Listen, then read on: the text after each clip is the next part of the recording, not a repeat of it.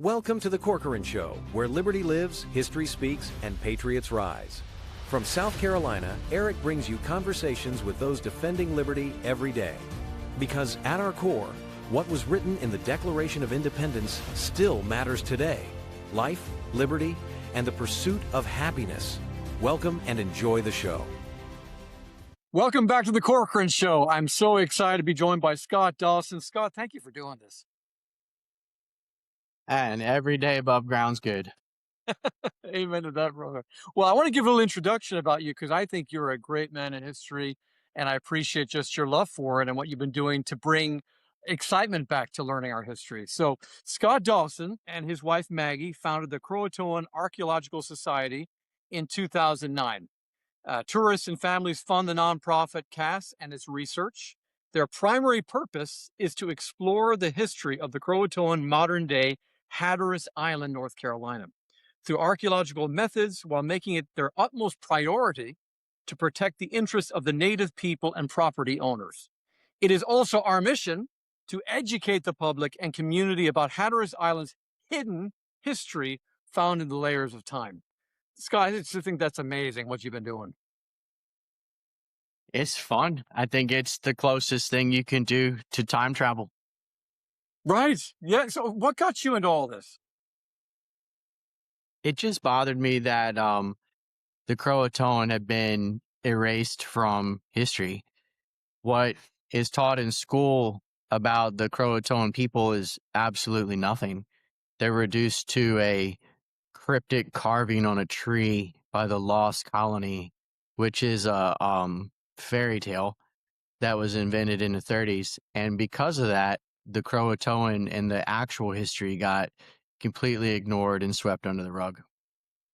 Wow. So I wanted to change that. And have you always been into history, or where did the love of history begin? I've always been into history. I haven't always been into the history of the Croatoan, but I've always been into some aspect of history since I was about 15. Oh, okay. Wow. Well, I have some fun questions for you before we get into more of the meat and potatoes. What's your favorite artifact you found and why? Favorite artifact? That's a hard thing to. There's not a clear favorite, so I give you a couple. I would say the Nuremberg token is probably my favorite, even though it's not the best evidence.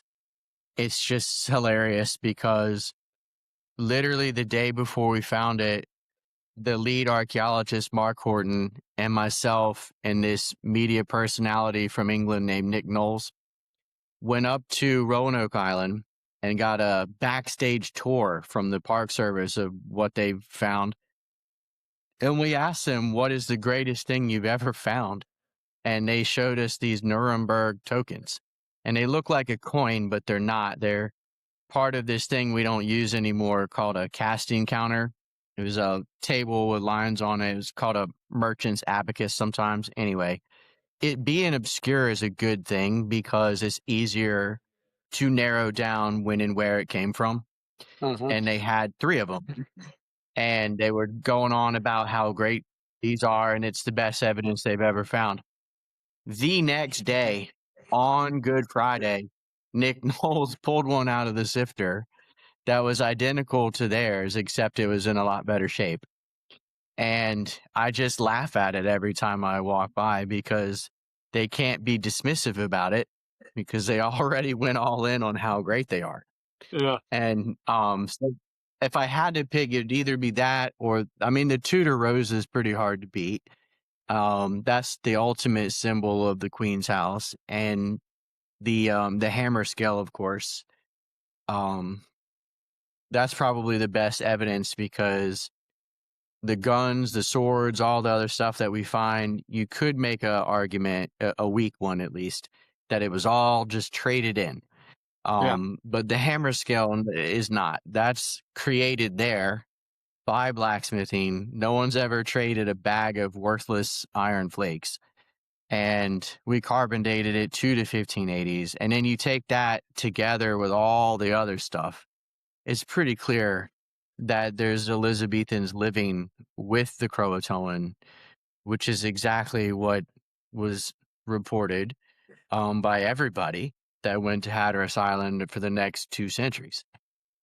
My goodness. Yeah, so many people, they talk about 1620, right, and Plymouth, but they never talk about the Croatoan people. So for people who don't know, would you give just a little history for someone who's never heard of them, which needs to be Sure. known? That'd be great.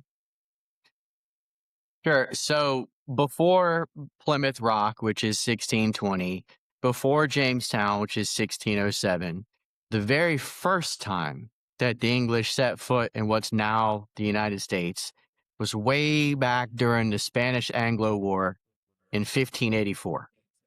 In July, they landed at Hatteras Island, which at the time was called Croatoan. And Hatteras Island, for those that don't know, if you look at a map, it sticks out 50 miles into the ocean off the coast of North Carolina.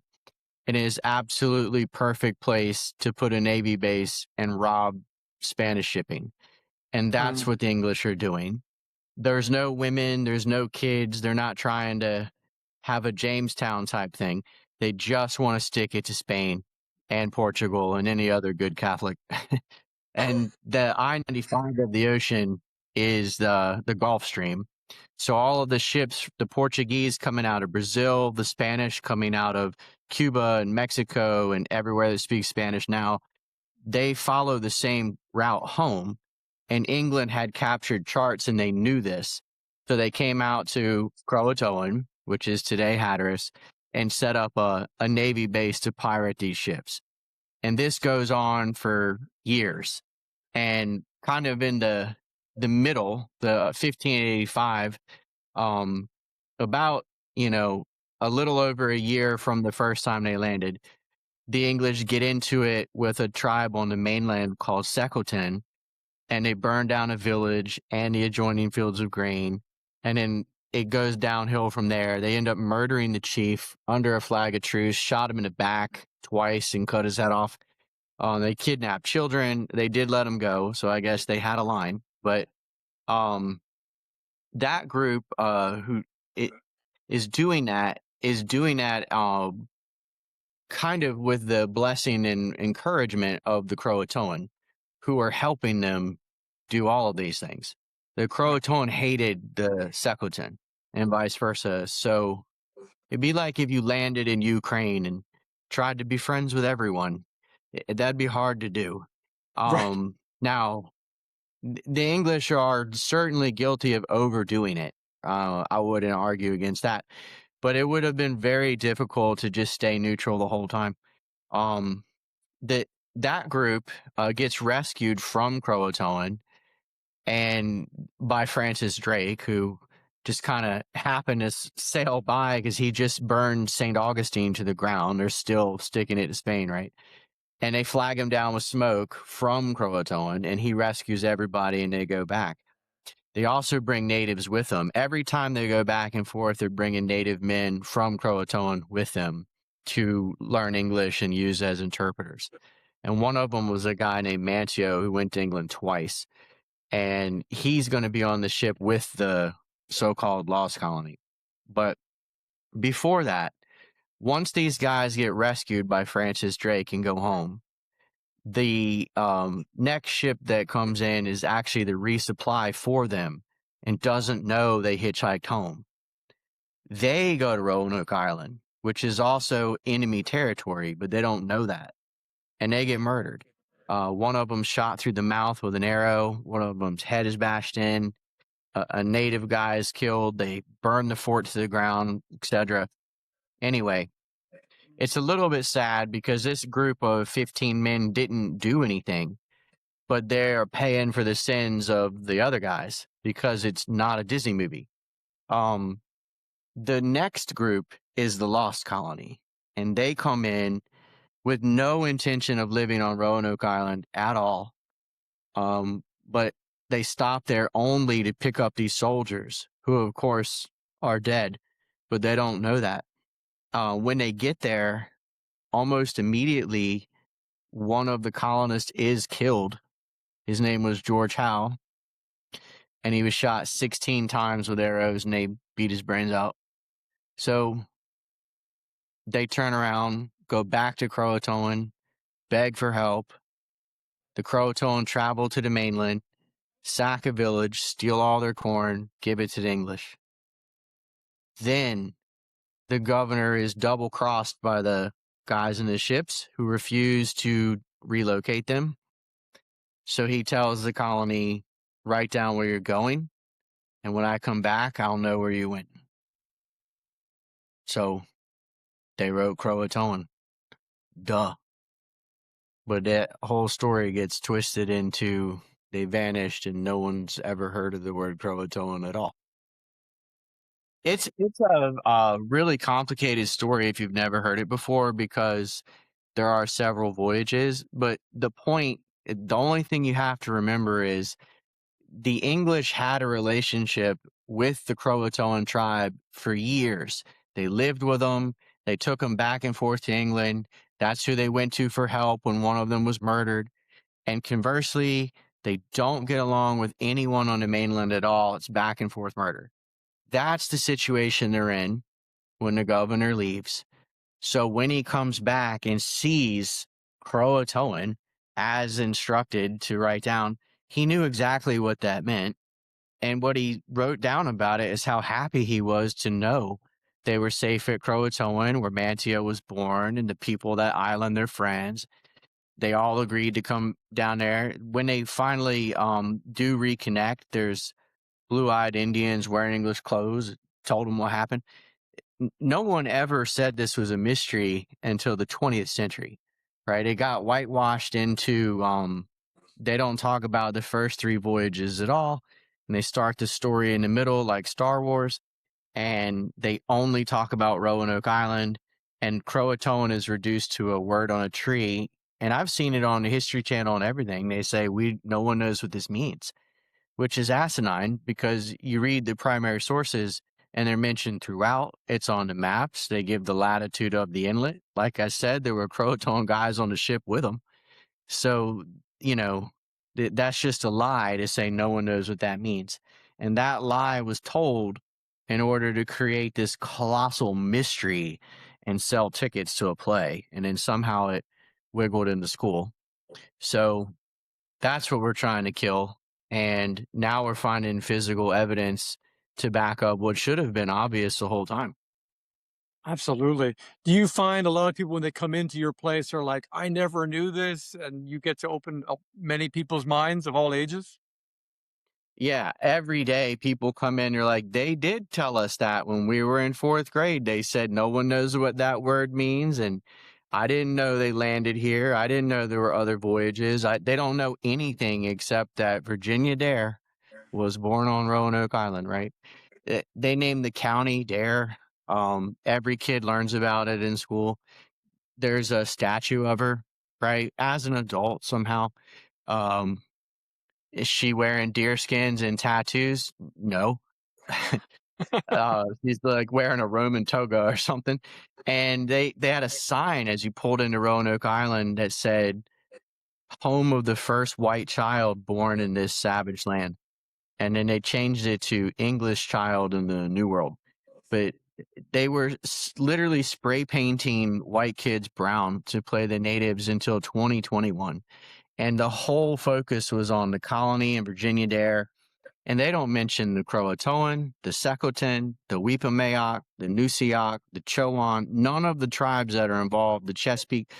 They're all just reduced to Indians, right? And it's so far from the truth. I would say it's less accurate than Disney's Pocahontas, and that had a talking tree in it. It's saying a lot right there. Yeah. Yeah. Right.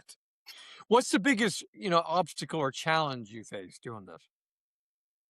I think the biggest obstacle is that the myth has 87 years head start. It's in the schools. They have a production all summer long. The state gave them $2 million to market with. And I think people, they just assume if this is so obviously false, there's no way they would get away with it. Well, how long have you lived on Earth? Because that happens all the time, But Mhm. I don't know. It's hard, I think, always for history to compete with fiction. Look at Billy the Kid, Blackbeard. We already talked about Pocahontas, King Arthur. Like anybody historical figure that has had a movie, play, book, whatever, fiction wins. Fiction wins the narrative every time. And that's just something historians have to deal with. But so I'm gonna fight it anyway. Yeah. Well, you know, I find for people to get into history a lot of times, they have to find a person that they can kind of feel like a kinship with. Is there anyone in the Croatoan people that you look up to personally? Is there any one individual that stands out to you? Oh, it would have to be Manteo. I mean, can you imagine going from Hatteras Island to England twice? He sailed with Francis Drake. He watched them fight the Spanish cannon to cannon, right? He met Queen Elizabeth. He lived with Thomas Harriot, who's this all-star Ben Franklin type guy. He was there when they murdered Wingina, the chief of the Sequoian. He was there when Virginia Dare was born. He was there when the Tiger, this is huge ship, wrecked at Ocracoke. Like every major event that happened, the burning of Auguscocock, he saw all of it, and ultimately survived all of it. And it's to me, like, Netflix is missing out. They should make a show called Manteo about the person and not the town, and just follow his life through all of that. And you could follow Manteo around and have a Game of Thrones type series, you know. Yeah. But that would Has there, require you to read. has there ever been talks to do a movie or something or a show or? Yeah, I've done a lot of, I wouldn't say a lot. I've done 6 or 7 TV shows. They're like Expedition Unknown with Josh Gates, and Expedition Files with Josh Gates. I did a show with Steve Ranelli on the History Channel called Hunting History. And there's been a bunch of them. The Science Channel has a 2-hour show. I swear I forgot the name of it, but it's something like The Lost Colony of Roanoke, Final Evidence or something. Anyway, you could write my name and find it probably. But the only movie that's ever been made on it is a documentary by Rain Bennett called Finding Croatoan, and he never finished it. He gave me some clips that I use and show people all the time in the museum, but I think it would be fun to do like a historical fiction and Yeah, just absolutely. run it through. Like, I'll write it if they pay me. There you go. We'll need to crowdfund a movie or something. That'd be I awesome. think it would be. I think that is the story. It's kind of the birth of America, and no one knows it. And there's so many The real moving birth parts. of America. Yeah, Yeah. yeah, and it involves a lot of people. Like, just a side nugget, right? Okay, the first ship that arrived of 7 in 1585 was the Red Lion. And people that know Navy history already know where I'm going with this.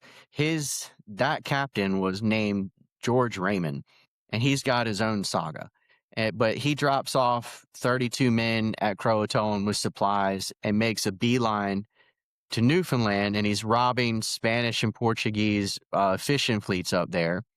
And he lucks out and he steals the Santa Maria de Vincent. It's a beautiful Portuguese 400-ton ship full of sugar, which was worth its weight in gold at the time.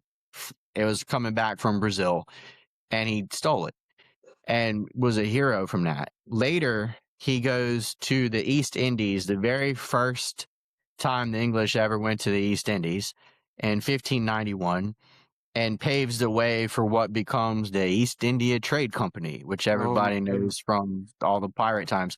He started that, and he'd end up he drowns from a hurricane off Cape Hope in 1591 too. So that's just one person. That's like a side character for this story, right? And so you could go into it with all kinds of stuff. The Spanish Armada, all of that's taking place at the same time. Why do most teachers, and again, I know we're being kind of guessing here a little bit, don't know about, like historian, like people, why aren't they telling this? They don't know it. Like most teachers simply don't know this. It's hard, even if you're into history and you're a history teacher, it's hard to have intimate knowledge about everything, right? Like maybe they're really, really good at World War II and they know way more than most about that. But they don't know this, right? This is one of those subjects that it's difficult to research because it's in 16th century English. So guys who read unedited Shakespeare, this is a little earlier than that. So Oof. everything is written in a weird way, at least to modern people. And if you're not used to it, it's very difficult to read.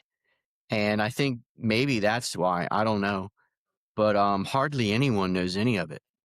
But you would think like the birth of the country, right? Like where how it all really began. I mean, that needs to be what you're doing is so important because people need to know the real beginning, not what we think was the beginning. Yeah, I mean, I think people in Massachusetts are taught that Adam and Eve arrived on the Mayflower. Oh, Every every state kind of exaggerates. You know, my a favorite line lot of is people if in the King James Virginia Bible don't. was good enough for me or was good enough for Peter is good enough for me. I'm like, oh, come on. Yeah. Yeah, well, outside of Florida, nobody really learns about the Spanish colonies at all, right? And I don't know why that is. It seems like we could be a little more universal, and it's a story for the nation, and not. But what happens is, every state just exaggerates their own role in history Yeah. at the expense of everybody else is ignored. And that's just a really egotistical, ignorant thing to do. But all 50 states do it. So I don't know. To fix education is like trying to bail the ocean with a spoon. Yes. Well, what are the most important things for the average person out there to know about the spirit of the Croatoan people? I think there's a misconception about that. Well, first, that they exist, right? That would be the most important thing. But after that, I think there's a misconception, not just for the Croatoan, but a lot of tribes in general, that they're kind of living in a circle of huts and scraping by, and that's just not the case. These guys have several towns on the island. They're well organized. They're part of a chiefdom. They have a government and political system, and they've got their own religious ceremonies and everything. They're thousands of them, and they've got a surplus of food. They're incredible hunters and fishermen and farmers, and they're doing this without iron, which is the big difference. But they're not scraping by. These guys were living into their 70s 400 years ago, and at a time when the English were dying in their 40s and 50s. That's right. Right? Yeah. Their diet was better than what was in Europe. They were very healthy. They've got they're not living in teepees or anything. They're living in these long houses, and um some of them are 2 stories. They've got trade paths that go all the way to the Mississippi River. It's not as I think the word primitive, that's the thing. They're not this primitive um trope that we get, right? I think that's important to understand. And then the other thing is that they're really not any different than the rest of Earth in that they all fight each other as well and Yeah. have the same greed and the same problems as Asia and Africa and Europe, and the Middle East. So, you know, it's it's easy to Disneyify history and have heroes and villains, right? And you should try not to do that ever and Yeah. see as much nuance as possible. For sure, in the long run, the natives got the short end of the stick. I don't think anybody would argue against that. But um, it's a very complicated story, and it's an awesome one. I mean, it's who we are, Yeah. and I just wish more people cared. It seems like there's an apathy toward knowledge. If it doesn't directly affect someone's life financially, then they just don't care. And there's no real curiosity for history or science except for nerds. And that's why I am proud to be a nerd. You know? Hey, it's a nerd of something real, at least, you know? Yeah, I'm like a nerd that was good at sports, but it's just I think that when I was in high school and stuff, the guys I did MMA and all that crap too. And they'd be like, "What are you doing?" I'm like, "I'm going to the science fair, man." And like I was the only one like but I'm like, "No, I placed in and it was like two different worlds." But I I don't know. I mean, science is cool. History is cool. And I wish people would just understand that. It's that history is everything that's ever happened. How could none of that be important? You Yeah. know? We're not goldfish. Well, I love what you said about history a minute ago too, that heroes and villains. History's messy because you're dealing with people, right? Yeah. Uh, I tell people the good, the bad, and the ugly. We learn from it, like our memories, our bad Mhm. memories, and and I think that's well said. Now, in terms of when you do get discouraged, Scott, and you're trying to get people to wake up and learn the history, what keeps you going when you're like, man, I'm just discouraged? Like, what keeps you at this? Well, um, I'm gonna tell you a story because it's the easiest way to explain this. When I was 10 years old, I played third base and right, but I was pitching because they have that rule where your pitcher can't do so many games in a row. So I was the backup pitcher. And I was out there practicing and trying to throw curveballs and sliders and all this stuff. And I wasn't very good, is the truth. But I was a boy, so I blamed it on the wind and the ball and everything but Work. myself. Right. And I was kind of walking home and I was kicking the dirt, and you could tell I was frustrated. And my great grandmother lived across the street from the baseball field. And she said, "Come here." And I saw her bony finger, going down. I was like, "Oh, I'm in trouble." She probably heard me cuss or something. So I walked over there and she didn't say a word. And she walked out and she's like 90 something years old, hunchback, right? She grabbed my hand pretty tight, doesn't say anything. I didn't say anything because I'm not stupid. And we walked to the beach, which is only 100 yards. And it was blowing pretty hard. So that did affect the baseball a little bit. And the waves are just crashing everywhere. And she said, "Child, look out there." She said, "What's stronger than that?" I said, "Nothing." And she said, "Well, why?" I said, "Because it's just relentless. It never stops. It's never going to quit going." And she goes, "Well, how about that?" And then she took the baseball and slapped it down in my other hand and just turned around and walked away. So Wow. relentlessness, if you Mhm. want to get something done, you got to be like the sea. That is so good. Well, I'm So a huge baseball fan, so I'm so glad you brought baseball into it. That is true, and we can learn a lot from sports into real yeah, life, right? yeah. And the wind does affect your pitch, And the right? wind, yes, it does. Look at Wrigley Field in Chicago, man. Balls are flying out or coming in. Yeah. Truth is, I just wasn't a very good pitcher because I played third base and I was just sort of asked to do it. I was like, "Me? I didn't even know how to wind up. I was just trying to copy, I had about 2 days to figure it out." At least you had a good arm, though, right? Because if you're throwing from the hot corner, you got to low I back mean, and yeah. well, yeah, I could throw it straight hard, right? But that's it. Because all I'd ever done is try to hit the first baseman in the face, like that's Yeah. what they told me to do. Like, just try, he'll catch it then. And I was like, okay. It's so true, though. Yeah, you just don't worry about anything else. Just him in the face, and he'll catch it. If he doesn't, well, that's on him. Well, Well, let me ask. they stand with their glove out, kind of. I mean, it really is good advice, actually. It worked for us anyway. Yeah. No, no. Well, I think sports is just a great way to look at life because you learn more from your losses when you're playing sports to become great. So, when it comes to people coming into your place, just kind of walk us through if someone had never been there, what are they going to see when they walk in?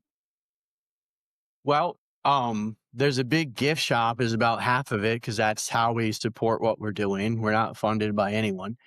But the other half, what you're going to see is on one side, there are several cases of artifacts from the Croatoan.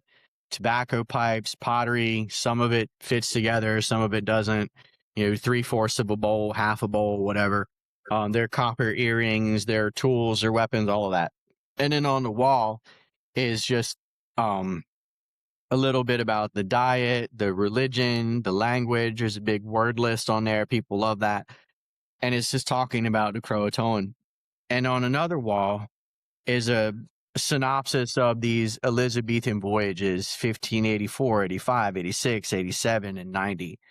And there's a big tree with Croatoan carved on it. And the other side are all the English artifacts. And there's a couple of cases that's just stuff from the colony. And then there's a case of things from the 1640s and 50s, and another one from the 1700s. And in the back of the room's a really small one full of Civil War stuff. Because you go through all the layers on the way down, right? And I'm not going to put a Sony Walkman in a case, but once we get to 18 something, and then we start preserving everything, and so that's what they'll see, and they'll come in to learn about the lost colony, and they'll leave having learned about the Croatoan.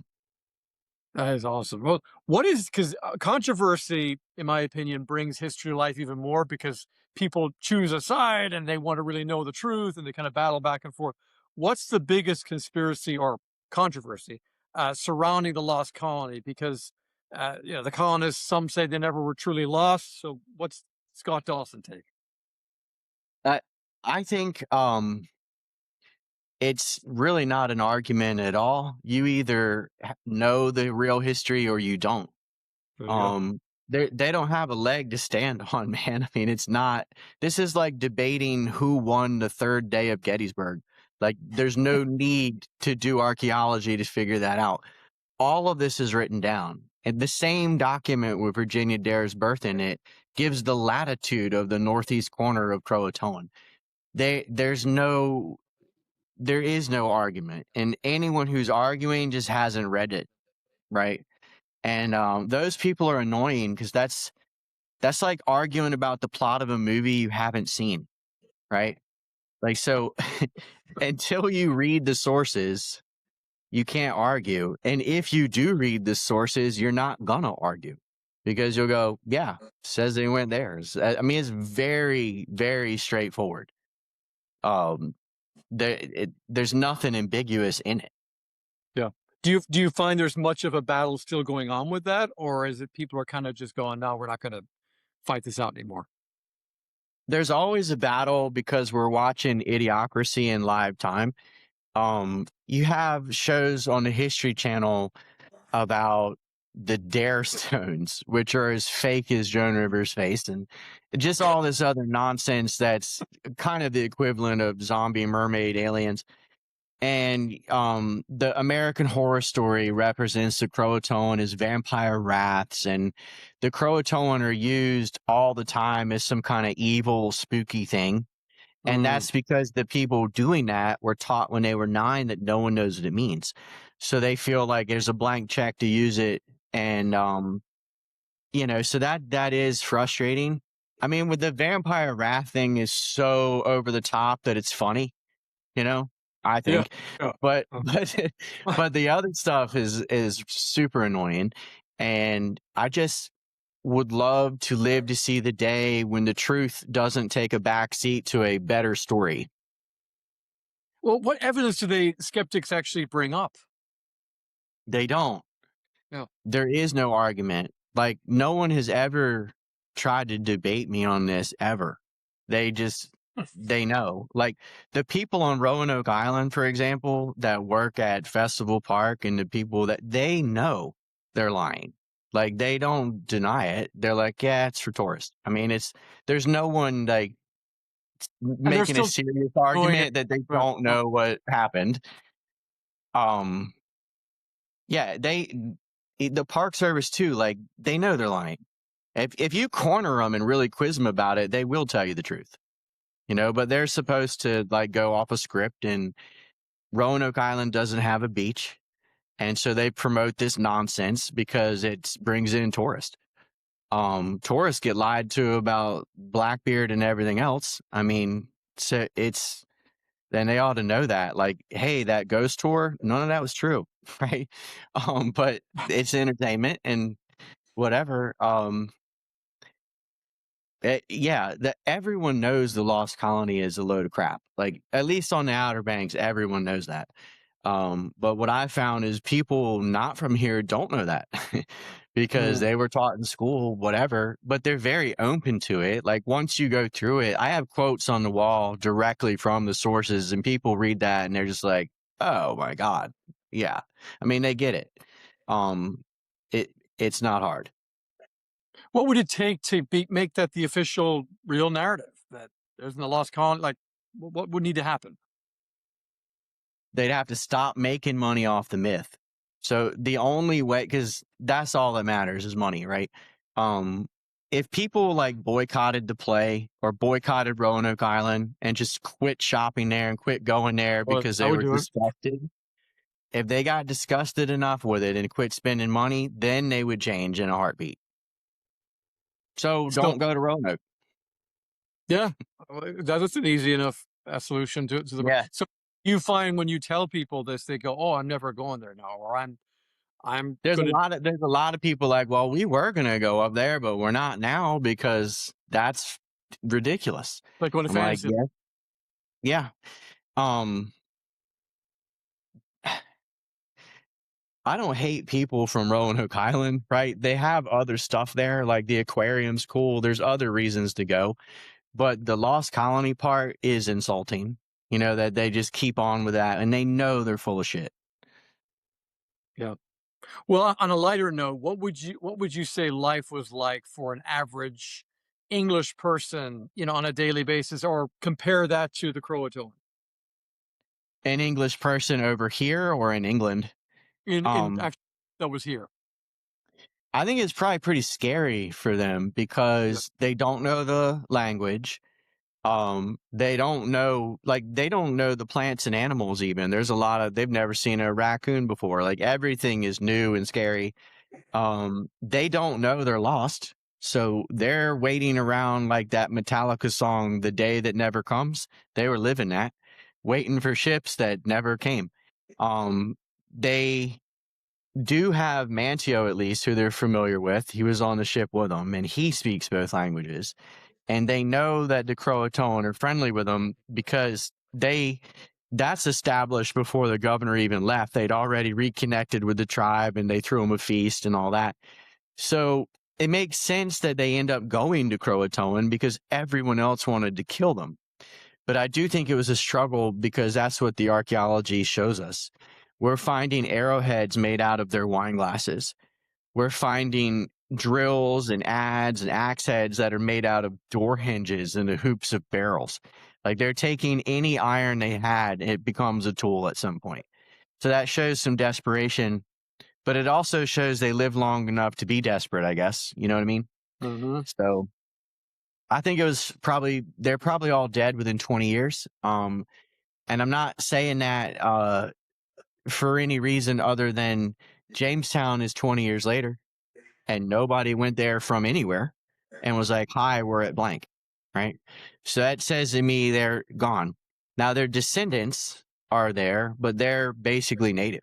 They're going to grow up, speak Algonquin, and, be named She Who Burns Easy or whatever.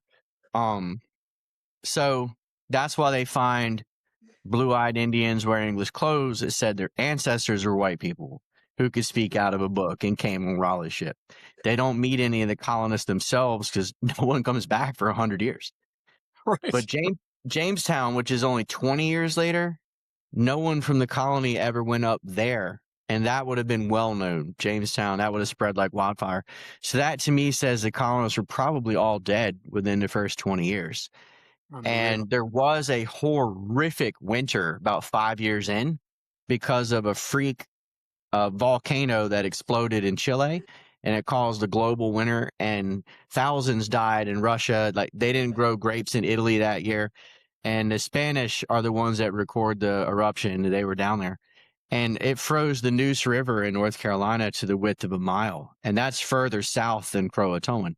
So that probably was it for the colony. I think that 5th year, I mean, after a while, you're not going to share your deer with them. You're going to feed your own family. And the ones that intermarried, I guess, you might have had a dozen or so linger on after that. But that's how I picture it. Is they probably were all dead within 20. My gosh. Well, you've mentioned Mancio a couple of times. If you could spend, let's just say, an hour with him, what kind of questions would you ask him? First, honestly, did he get laid in England? Because he went twice, right? Right. Why would you leave Hatteras Island and be on a boat with a bunch of dudes for months and go back somewhere you've already been? You're not going for the food or the weather, right? Right. So Right. I just want to know. I mean, that's the first thing I'd ask him. I'm just kidding. I don't know. I don't know what I would ask him, I guess I would just want to just let him cook, as they say, Yeah. Just tell me what happened. Like, what's the truth? And that would be awesome if you could do that. Who Would he be the knows? number one person you'd want to talk to from that time? Definitely. And another one that would be interesting would be Thomas Harriot, I think, who was in the New World for a little over a year, but Wanchese and Manteo lived with him, and so did another guy named Toway. So he was around the natives the whole time. And he's got a lot of other things going on in his life aside from this story that are also fascinating. So he would be a good one. Maybe John White. It'd be cool to talk to Wanchese too, just see what was real. Yeah. No, I mean, and as you continue to see things, I'm sure you're learning stuff all the time, Scott. Well, what do you think, like 10 years from now, what do you think we'll know about the people, the Croatoan people, and just the colony? I think 10 years from now, the textbooks will have completely changed, and they will be teaching the vanilla, watered down version of the truth. Because I'm hopeful, but I'm not that hopeful, right? Right. But I do think that they will mention that Croatoan is Hatteras Island, and they'll stop like lying that bad, because there's not really any resistance to it. When teachers find out about this, they change. It's just that the state test is going to ask them something else. But all the time, teachers are saying, this is the truth. This is what you put at your state test. And that's because the state tests are horrid, all across the board on almost everything because it's an indoctrination. But that's a whole nother can of worms. I think that within 10 years, also, the museum is going to grow way bigger than it is now. I think it's in its infancy right now, and I can see us getting some real funding and some real science done. And there's a lot of big things in the work right now out in Los Angeles. They have a bucket of artifacts from us that they're testing, including a silver ring from the colony and pig teeth and just all kinds of stuff. Oh. So it's only going to grow, like the ocean, right? It's never going to stop. And I'm just going to see it through.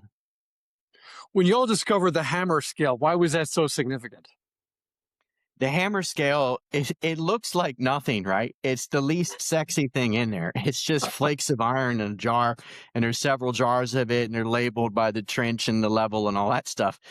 But that's a good thing because no one trades that, right? Wow. Hammer scale is a byproduct. It's not even anything anybody even made on purpose. So when you heat up iron to a red glow and you pound it on an anvil, it doesn't matter if you're making a horseshoe or a sword or a door hinge. Anything you're doing, there's little sparks that fly off, and they're molten pieces of iron, and they fall into the sand, and that's it. They're stepped on and disregarded and forgotten.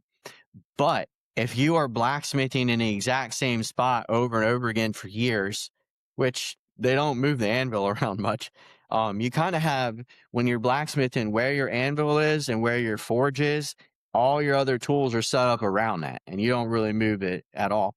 So the hammer scale ends up being in a big donut around the anvil and probably the stump or whatever that is sitting on. And that's exactly what we found. and then we found blacksmith tools and everything else. We carbon dated the deer teeth and one raccoon tooth that were in that same level, because you can't carbon date iron, and 4 times it came back to the 1580s. So Wow. it's really is them. And it's not like this is by itself. This is with a Nuremberg token and a Tudor rose and a rapier sword and a gun barrel and smelted copper bun and a writing slate and a glass arrowhead and all these different little belt buckles and just everything you can imagine, the buttons, their hook and eye closure, the all these weird tools we don't even use anymore. They're all there.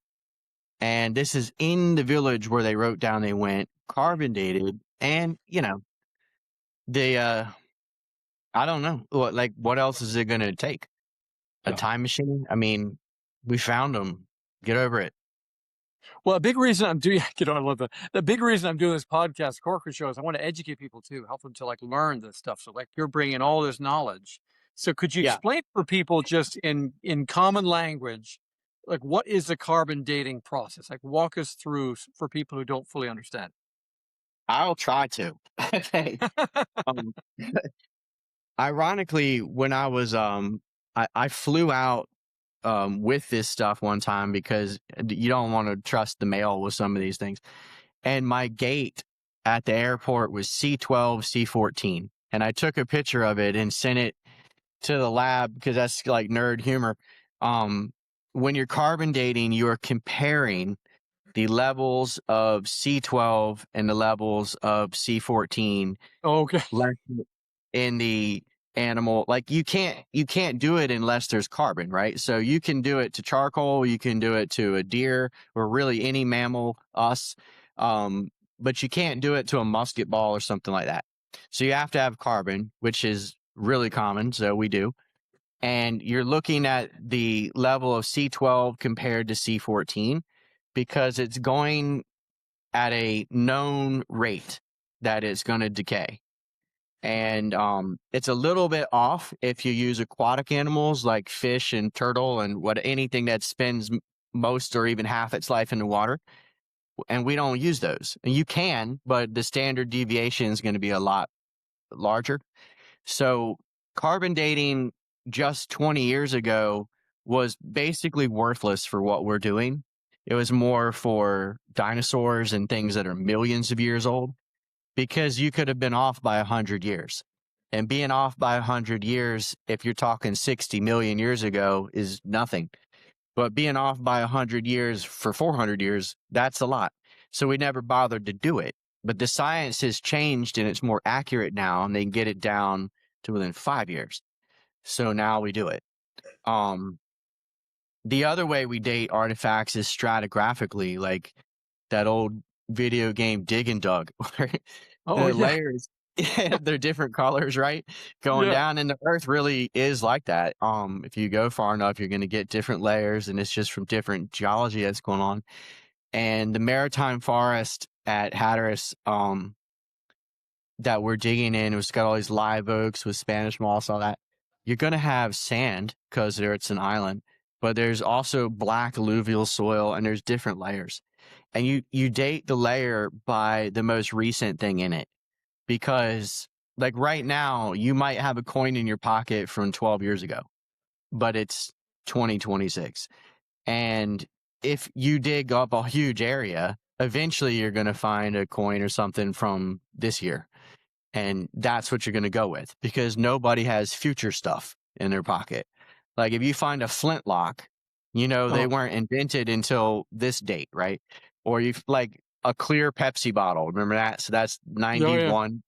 It has to be at least 91 because it didn't exist before that. And there's typologies to some of the pipes and bottles and things, but also, so you don't have to find a coin with a date on it, right? You can find things that when they started to be produced, and you can, if you get several different things, for example, if you're getting kaolin pipes that are shaped a particular way that were only manufactured from 1620 to 40, and then you're also getting guns of that age and bottles of that age, and everything you're finding is fitting that age, and that's what it is. Then you go a little deeper and you won't find any of that. It'll completely disappear before you label another layer, and you start getting a bunch of things that were not in the top layer. Then you level it off, take a picture, you measure how deep you went to get to the start of the next layer, and it'll jump. And it's one thing when you have people living in the same spot continuously for 1,000 years. That's really difficult. But the Croatoan kind of moved around the island every couple of decades, and then it would return back to the hot spots that they enjoyed. But because they exhaust the soil, growing so many corn and squash and all that, they'll just scoot over to the other side of the creek for a decade or two, and then they come back. And you can see that. They ate an enormous amount of shellfish, because why not? They're right there. And the scallops and the oysters and the clam, those are from different seasons. I mean, you could even tell, like, when we're digging, it's spring of this year. I mean, it's very accurate. Is there, I'm sure in what you do, that there are goosebump moments. You're like, oh my God, I cannot believe I'm looking at this right now. Can you give us a couple of goosebump moments doing this? Oh my God. I know the first one that came to mind, Friday the 13th, 2009, Hurricane Ida, which I think was a tropical storm when it hit, but it was still blowing. It was raining. It's that very opening scene of Scooby-Doo, lightning or whatever. And we're in the mud, and the power's out, the road is out, and we had to make a bilge pump from a hot tub, a coat hanger, and we floated it on a styrofoam cooler and hooked it up to a car battery that was underneath a tarp, and it worked for about an hour. And as we're sucking the mud out and all this stuff, there's a human jawbone. Like, there's no monkeys on the island. Like, there's nothing else. It could be as super obvious. We get loads of deer bone and turtle and all the animals that are there, and all of a sudden there's this guy. It ended up being this dude who was like 6'5", and then there's a skull, and the rest it's a person there. And it ended up being 3 people. And it really freaked me out, as one of them was a child, and we started finding baby teeth because it was all disarticulated. There are 2 kinds of burials on the island. One of them is the flex burial that people are familiar with, where the native burial in a fetal position, facing east, and all that stuff. The other one is they would keep people in a matricomic, which is a morgue. And at the solstice, they would take out, polish the bones. There's huge ceremony and song and dance and this and that goes with it. But they would bury everybody at the same time who died in that 6-month period. And it's kind of helter-skelter, right? So that was like really a goosebump moment, because who wants to do that? And then they put them in boxes in my house because we had to take them to Raleigh so they could examine them and make sure it wasn't some tourist that mouthed off in the 70s or something, right? Some missing person. Right. And we knew it wasn't, because we went through the Civil War, the Rev War, and all of these clear, like, stratified layers on the way down. And we told them, whoever this is died hundreds of years ago. And they confirmed that in like 2 seconds. But after that, whenever that happened, they just notified the state, and they didn't need to pack it up there. We left them there and just reburied them, or said a prayer or whatever. But while those things were sitting in my house, I didn't like that at all. The whole time it gave me the creeps, man, because I just felt like we should have left them there, but you can't. It's a law. And the reason they were in my house is because the road was washed out from the hurricane. So they couldn't take them anywhere. And they finally did. He was doing an Airbnb with you for a little bit till. Yeah. Right. And the only boxes that we had were my daughter's Pampers box. I felt so bad.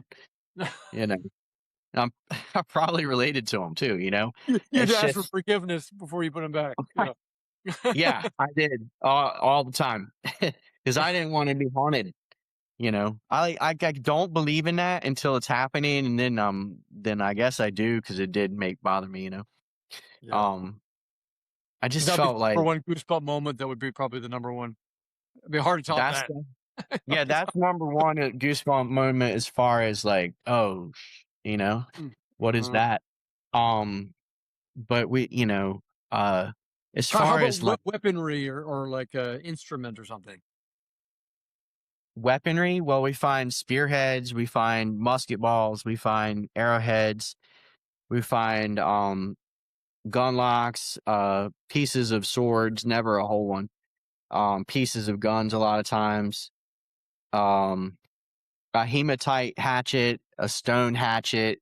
I mean, that could just be a tool, but you know, um, yeah, that's about it for weapons. We have found one piece of a sacred cannonball, but never a cannon. And we found like iron pokers and stuff from the like fireplace, and that I guess could be a weapon, right? Yeah. They're changing everything. We found the inner ear bone of a whale that What? somebody had melted and like drizzled copper all over it and made of. We think it's a musical instrument because this kid blew in it and played a bunch of notes, and we're like, well, maybe. I mean, we really don't know. Like every time there's some weird stuff in there, like how did they even Right. get that? Right.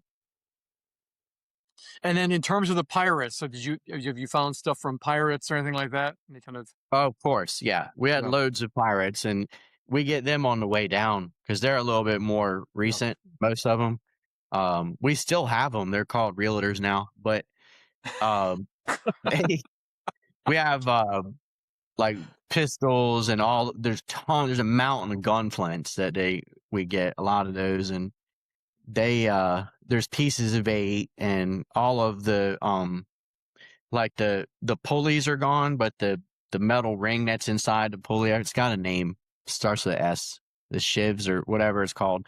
Those, and yeah, there's a lot of pirate stuff, and there's a lot of pirates in Hatteras. They love that place because of the geography.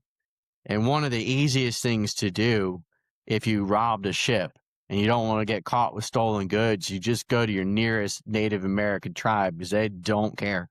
And they trade pearls, deerskins, whatever, and it goes into the ether, right? And then they take Yeah. that stuff and they take those skins and pearls and go sell it somewhere. Um, and nobody ever asked where it came from. So the natives quite liked pirates because it was a source to get European goods like for less than normal because they're Yeah, hot. I know you said you're always into history, but if we go back in the Dawson family, like give us some Dawson history. My Dawson side of my family is mostly from Virginia, and they were in every war that's ever touched Virginia. Okay, Virginia, a And lot of battles in Virginia. Yep. yeah, there were 11 of them that out of 14 siblings that were male that fought in the Revolutionary War, and 10 of them died. Right, Oh, so yeah. Wow. they definitely gave a lot for this country, and one of them way later in the Civil War was on the Hunley, the submarine No that way. found in Really? Charleston. Yeah. He sank with it the first time that it sank and actually survived. Oh, But he went down to the bottom with the hatch was closed on his foot, and he could feel people pushing his foot to help him get out. And he was also on board the Virginia, which fought the Monitor, Merrimack. yeah. Merrimack, yeah. As you know, the Merrimack's also called the Virginia, and Mhm. his name was Charles Hasker, and he started a cardboard box company in Richmond after the war. He said, "Barrels are out. We're going to be using this now." We'll have to do a whole other podcast, Scott, on the war between the states, and because I didn't Yeah, realize there was history on the island too with that war. yeah. There's a lot of history on the island with that. My mom's side of the family is what goes back to the Croatoan and has all been in Hatteras for centuries. And her granddad great granddad fought for the Union. He didn't want to fight for anybody, but you weren't allowed to take your boat out, and they were basically starving because they lived off fish down there. And the Union, if you had a family member in the Union Army, then they'd let you go out. Otherwise, they feared you were a blockade runner or something. And so a lot of guys signed up just to not starve to death. And he got a pension, and his wife did too when he died. The Southerners don't, right? But because he fought for the North, she had a pension, and she kept it a secret from everybody because she didn't. You know, 'cause the Yankees were horrible. They took all of the women's clothes and put them on the beach and burned it. You know, all that stuff you don't hear about. And here he is helping them.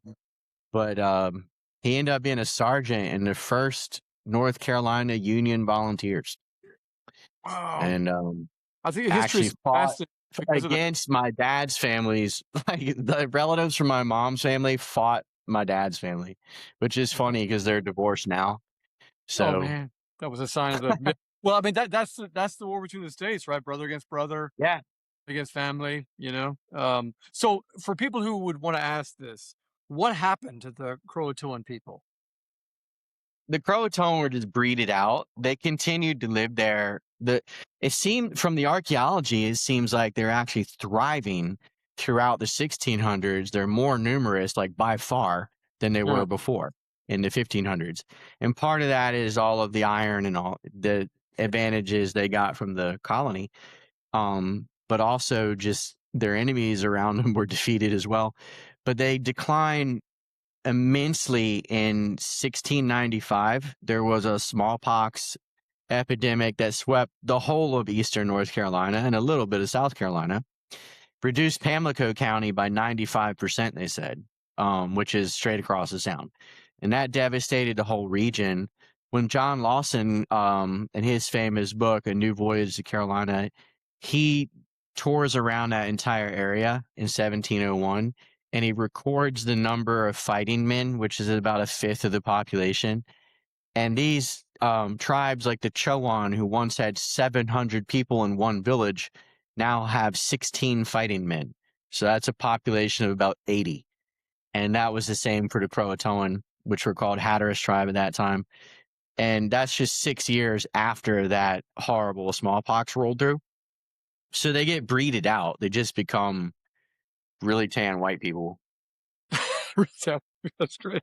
Well, are there efforts to bring together that community of people who are proud of that being their ancestors?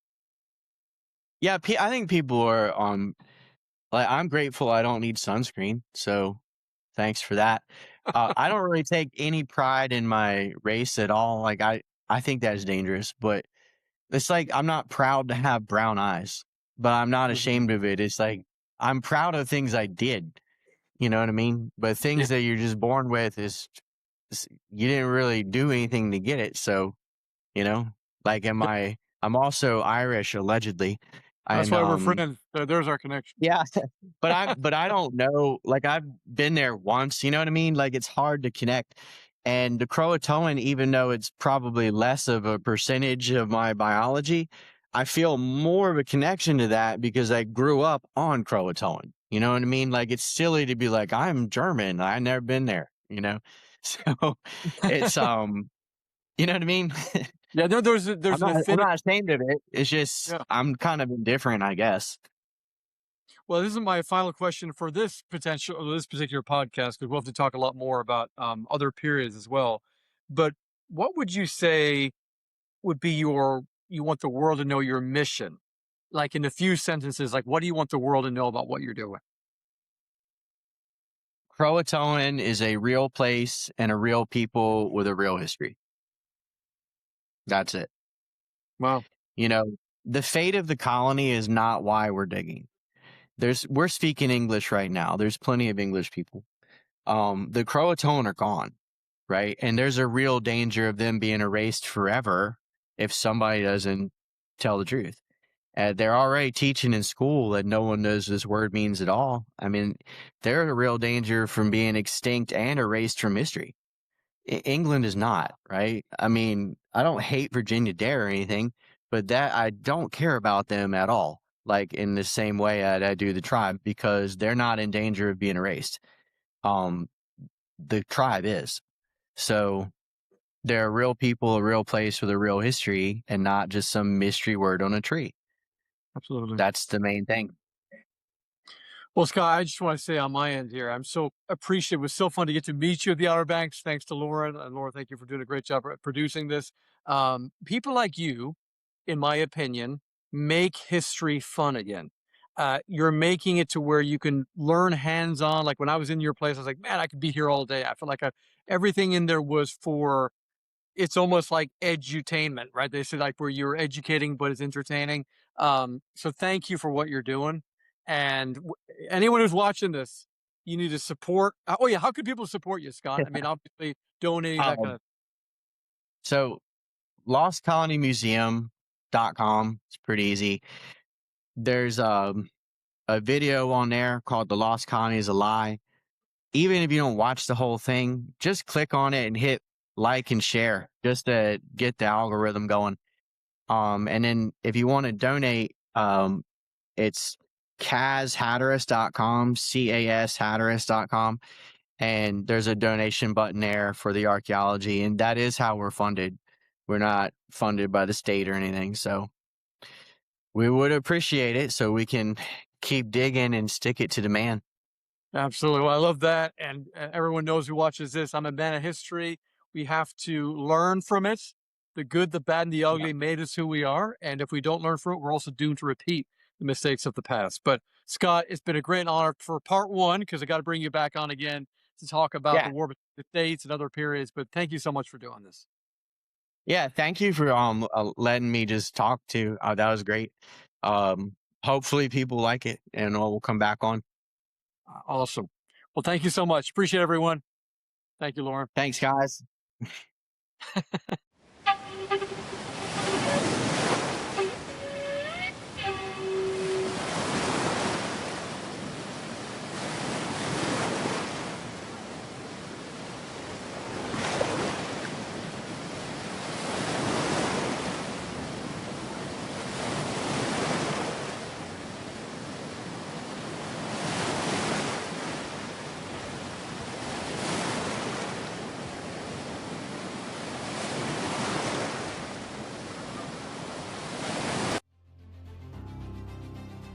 Thanks for listening to The Corcoran Show, where liberty lives, history speaks, and patriots rise. Stay connected, stay informed, and keep the spirit of liberty alive across America. Godspeed, and we'll see you next time.